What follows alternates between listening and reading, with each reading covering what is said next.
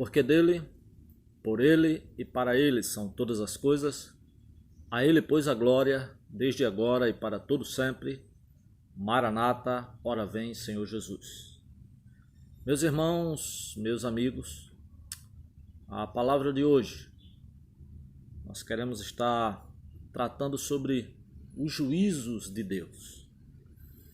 O quadro atual que nós vivemos é um quadro que, embora tenhamos tantas informações, às vezes informações do mundo inteiro simultaneamente, também muita fake news tem invadido a internet.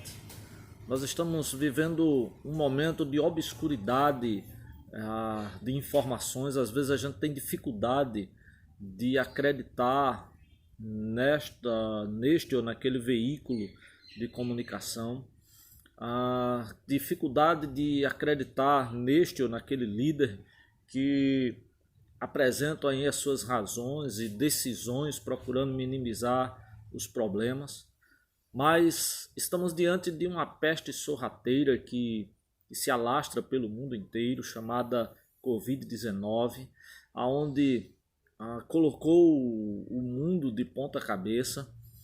No nosso caso aqui em Pernambuco, temos no sertão nordestino uma enchente com estouro de barragem, muita gente desabrigada no sertão do Pajeú.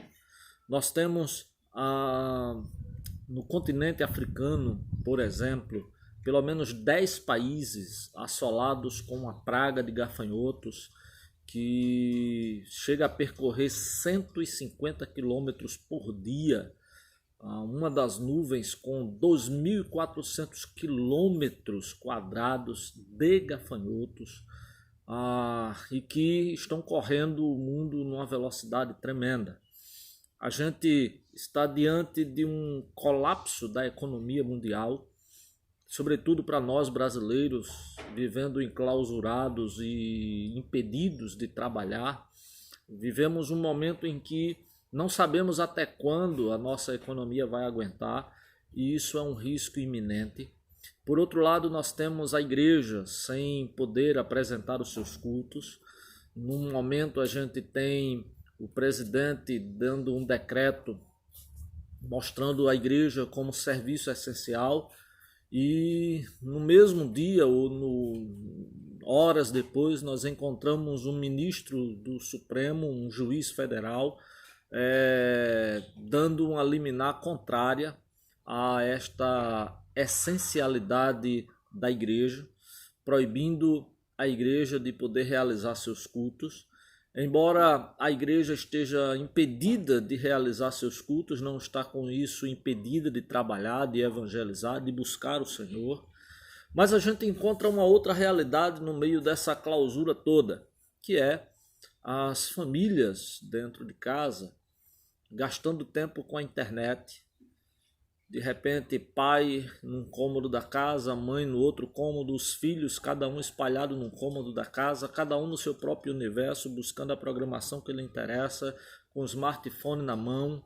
E quando se junta para orar, aqueles que se juntam para orar, parece que não há muito fervor e muita alegria nisso. É um quadro desolador e preocupante, porque quando nós olhamos o conjunto das circunstâncias e dos acontecimentos, a constatação que temos é que os 4 cavaleiros do Apocalipse foram soltos, os selos foram abertos e a peste, a guerra, a fome e a morte estão soltas para reinar e para vencer.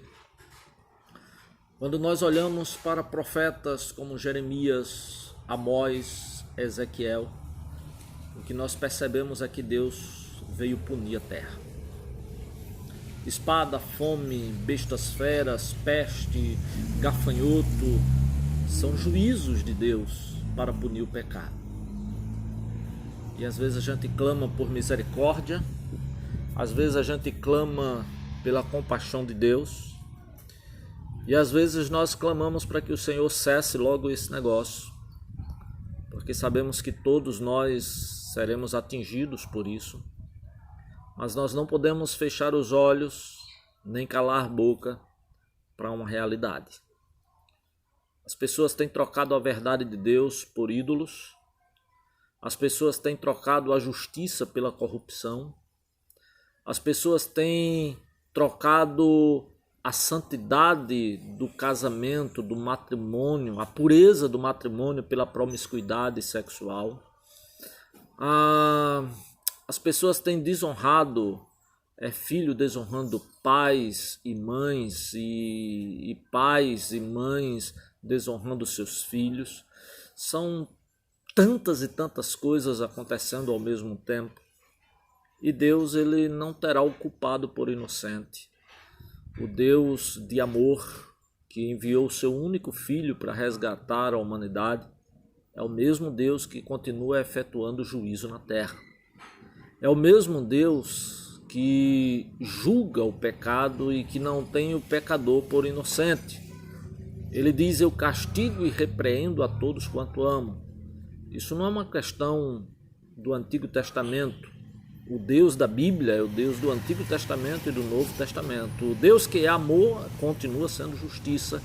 Ele é um Deus zeloso que vela por cumprir a sua palavra, e o culpado ele não será tido por inocente.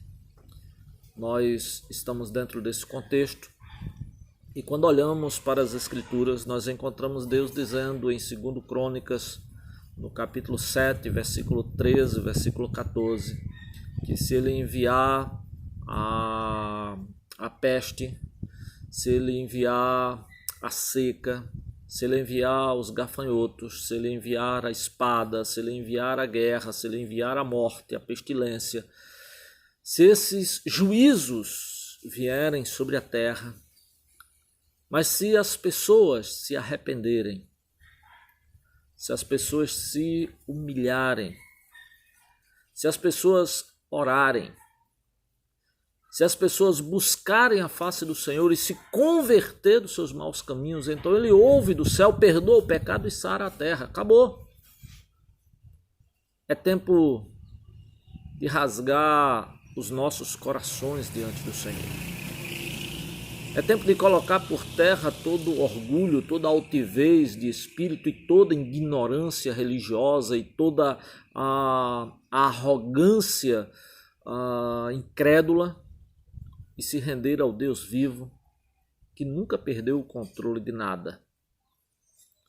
Ele tem enviado os seus juízos à terra. Precisamos abrir os nossos olhos espirituais. Precisamos nos humilhar, nos arrepender, orar, buscar a face do Senhor, rasgar o nosso coração, se humilhar, para que o Senhor perdoe, para que o Senhor intervenha, para que a graça dele nos envolva. Além disso, por falar na abertura dos selos do Apocalipse, fato é que a qualquer momento Jesus volta. Essa é uma verdade bíblica incontestável. Assim como ele foi, ele virá. Isso pode ser a qualquer momento. Aquela palavra do profeta continua sendo a mesma para cada um de nós. Prepara-te, ó Israel, para te encontrares com o teu Deus. Que o Senhor nos converta a Ele. Que cada um de nós possamos nos arrepender, mudar a nossa mentalidade, andar em humildade e buscar a face do Senhor, enquanto ainda é tempo. Porque Ele virá e não tardará. A todos aqueles que amam a sua vinda, que a graça de nosso Senhor Jesus o cubra. A todos que amam a sua vinda, que a segurança e as provisões do Senhor repouse sobre você. E que estejamos atentos, olhos e ouvidos bem abertos, para quando a última trombeta tocar, nós possamos encontrar o nosso Senhor nos ares, para habitar com Ele para todo sempre, na cidade celestial, onde não haverá guerra, a cidade celestial aonde não haverá fome, aonde não haverá pestilência, aonde não haverá morte. Na cidade celestial, onde as riquezas desta vida são asfalto lá, ouro e pedras preciosas. Deus os abençoe. Quero orar por você nesse momento.